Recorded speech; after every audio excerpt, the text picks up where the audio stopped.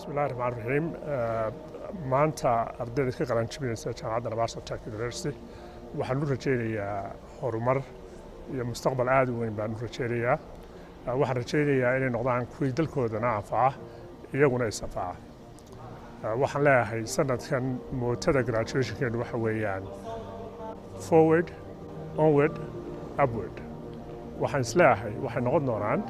kuwo adduunkana wax tara iyaguna wax istaa aad iyo aad baan ugu faraxsanahay inay dhamaysteen waxbarashadoodii waxbarashadoodii dhamaysteen aad iyo aad baan ugu faraxsanahay inay dadaalkoodii iyo kii waalidiintoodaba ka midho dhaliyeen waxaananu leenahay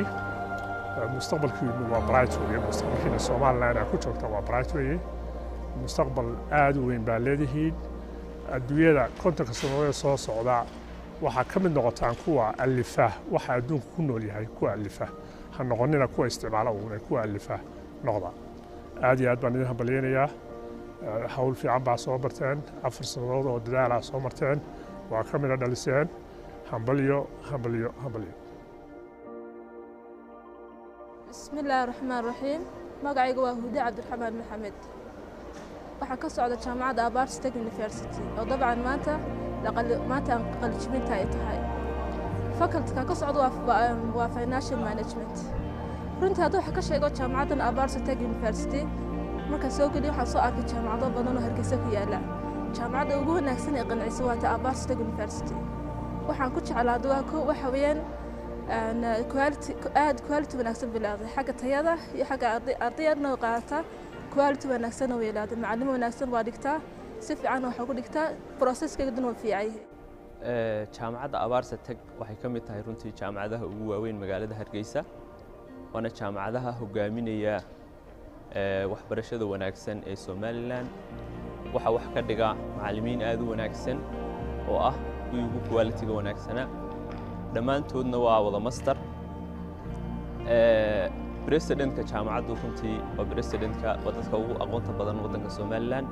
Dr. Axmed Xuseen Ciise ardaydan qaadanana badanka waa ardayda ugu wanaagsan xagga waxbarashada Somaliland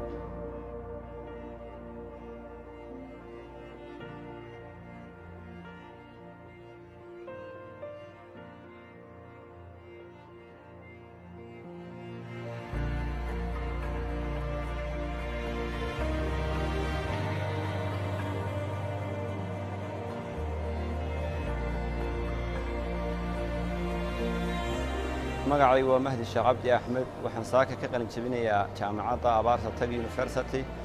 waxa aan ka baxayaa kulliyadda horumarinta barashada horumarinta iyo kulliyadda kale ee isna iyada la yiraahdo waxa weeye barashada xiriirka caalamiga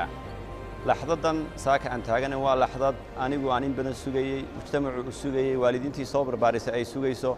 aad baan u faraxsanahay ma cabiri kara dareenkayga waxa maanta waxa weeye waxbarashadii qayb ka mida oo qaybihii kala duwan aan u gudbayno waxa aanu mahadnaq halkan uga jeedinaynaa waalidiintayadii macallimiintayadii mujtamaca intiina soo gacan qabatay inkasta oo noloshayda door ku lahayd runtii wax kale oo maanta aan dareenkayga ku cabiri karaa waxa weeye ma sheegi karo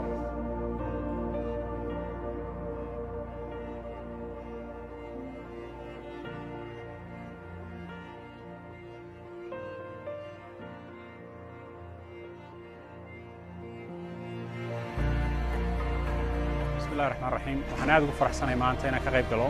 graduation-ka ardayda jaamacadda Nabaso Tech oo aan arko inay tahay quality university marka runtii su'aasha haddii aan ka jawaabo waxa weeyaan maxaad uga timid wadankii aad joogtay aad maxaad ma garanaysaa aad ku noolayd waxaan u arkaa runtii su'aashaas su'aal waxaan ka tagnay wadankoo dagaal wad ku jiraan marka basically shaqadii iyo nolosheediina waan ku soo dhamaysan xagga waan tagnay waan soo dhamaysan nolol fiican ku haysanay laakiin runtii waxaan u arkay inaan maxaad runtii wadankii hooyo soo gudbo oo imaado oo laga faa'iideysto wax ku noqdo marka waxaan ka hadlayaa basically I can pass the students to the education that I learned from the West marka I am thinking actually this is the best way to pass it is through Nabaso Tech the people who can understand you people who are actually dedicated for success of the students that's the reason I'm actually for Nabaso Tech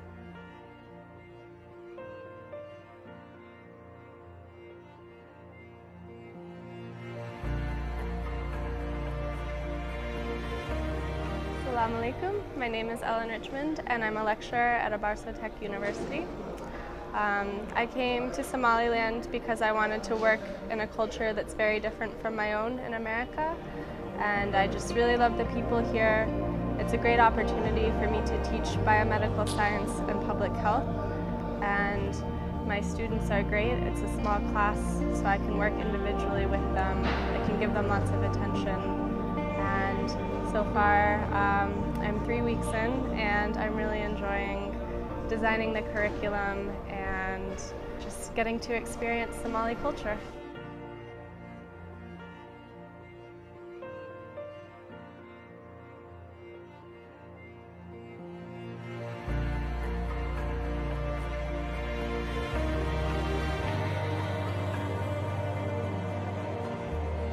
maanta waxaan ku faraxsanahay inaan ka qayb galo qalinjibinta jaamacadda Abarsa Tech. Waxay ahayd riyo inaan maanta la joogo ardaydii aan waqtiga la soo hurnay oo aan intaasoo sanood la soo marnay tacab iyo dadaal iyo working together all throughout those years. aad baan u faraxsanahay maanta ardayda inaga soo qalinjibiyaan jaamacadda. I am very proud of these students. They have been awesome, they have been really wonderful. I cannot emphasize how much I love working with these students and taking them to the next level.